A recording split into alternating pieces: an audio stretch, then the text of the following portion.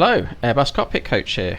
I'm a real-world Airbus pilot operating the 320 series of aircraft, and we're here today inside the Fenix Simulations Airbus 319, and we're going to look at ECAM actions and how they're performed in the real world.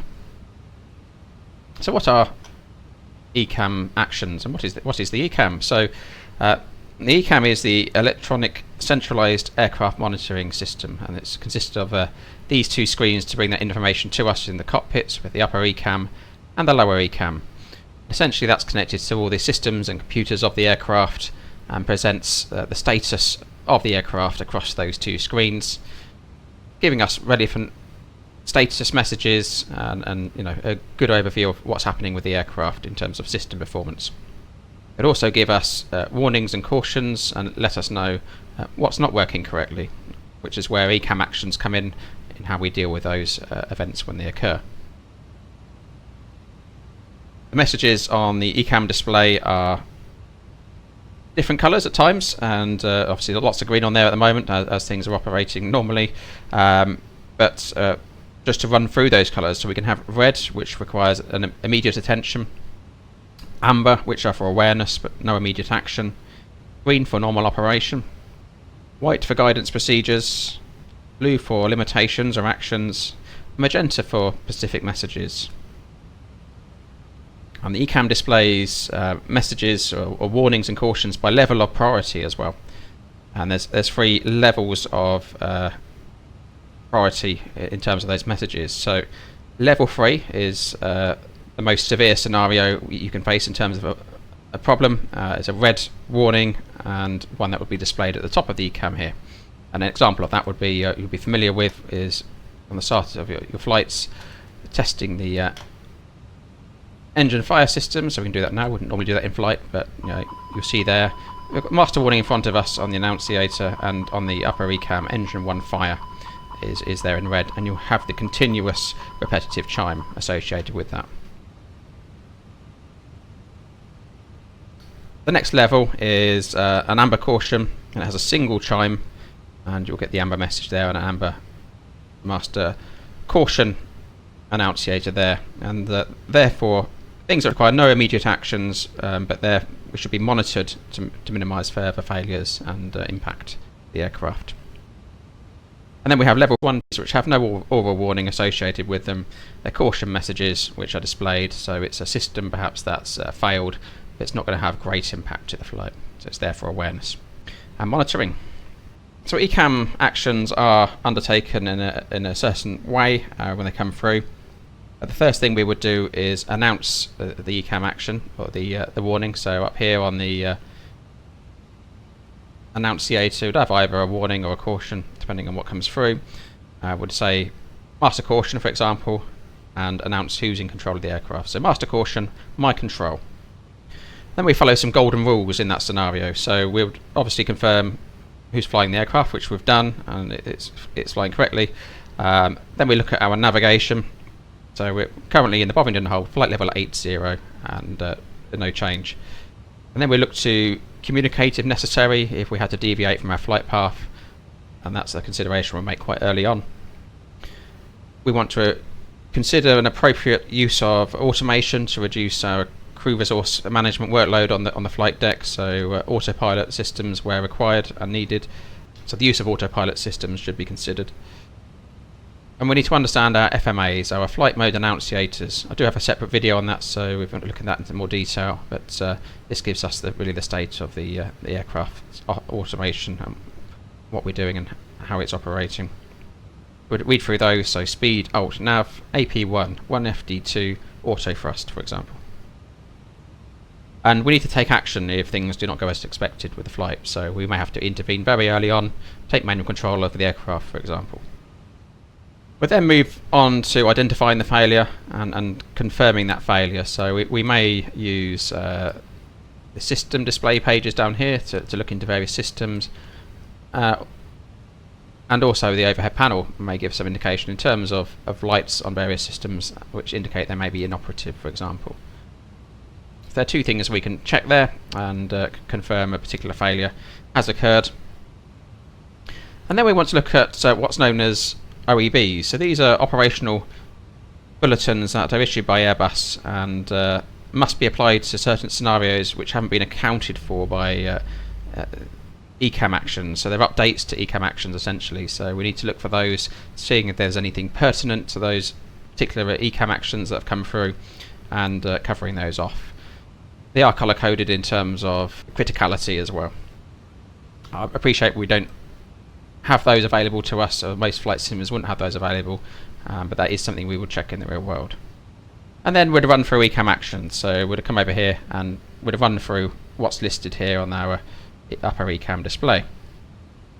During ECAM Actions, we would stop the ECAM to consider other checklists, perhaps computer resets, relevant procedures that can be applied, and even things from our own piloting experience, which we may have had a particular failure before, and understood a way to deal with that as well. As long as it's in line with operating procedures, we can use our knowledge and experience between flight crew to help us in those situations. So we call stop ECAM, we consider those and continue ECAM.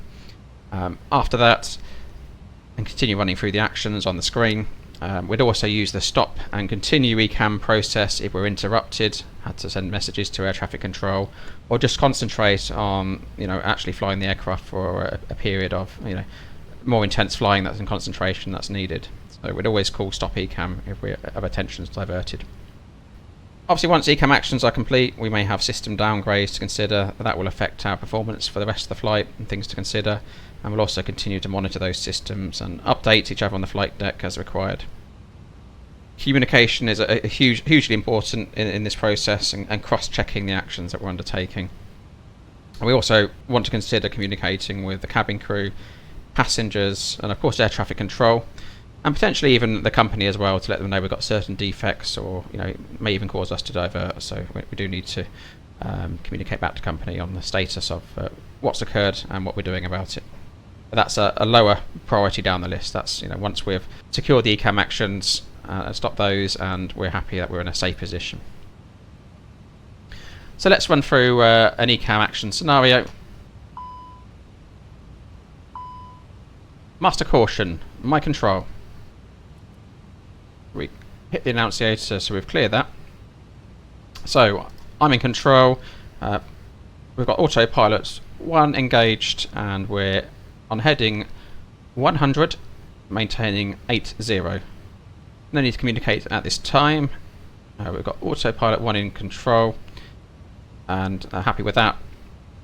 FMAs, speed alt heading, autopilot 1, 1 FD2, auto thrust, and there's no need to intervene with the course of flight at this stage. Let's identify the failure. We've got nav GPWS fault, so our GPWS system's on the overhead, so we can have a look up here. Got a fault, that's confirmed, so failure confirmed, fault confirmed. Any OABs to consider for this failure? No OABs. Okay, ECAM Actions.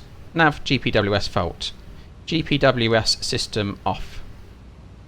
GPWS system off. Confirmed.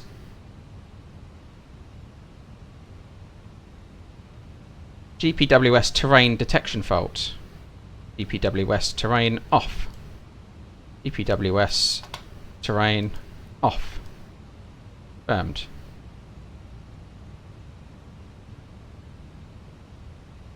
That's off.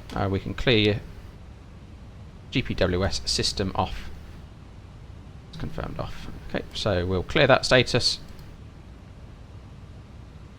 Stop ECAM. Let's consider anything else in terms of checklists, computer resets, the procedures for this faults. Can't think of anything to apply for this one, and nothing in the procedures, so we can continue ECAM. Continue ECAM. So in-op systems, we've got GPWS and GPWS terrain in-op. Okay. Clear. That will remain there on the secondary page. We press system if you need to remind yourself of that. ECAM Actions complete. So we've lost our ground proximity warning system, so we need to consider the impact that's going to have on our flights. We've got Cat 1 conditions today. We're going to be landing into Heathrow shortly. Cat 1, obviously terrain's not a factor. We've got visibility.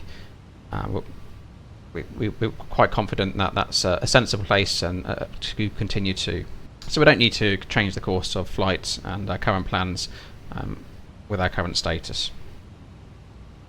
We don't need to communicate to cabin crew, ATC or passengers, but I would probably get in touch with the company at this stage just to let them know ahead that we've got a fault with the aircraft, and if an engineer can meet us on stand on arrival, get that cleared as soon as possible.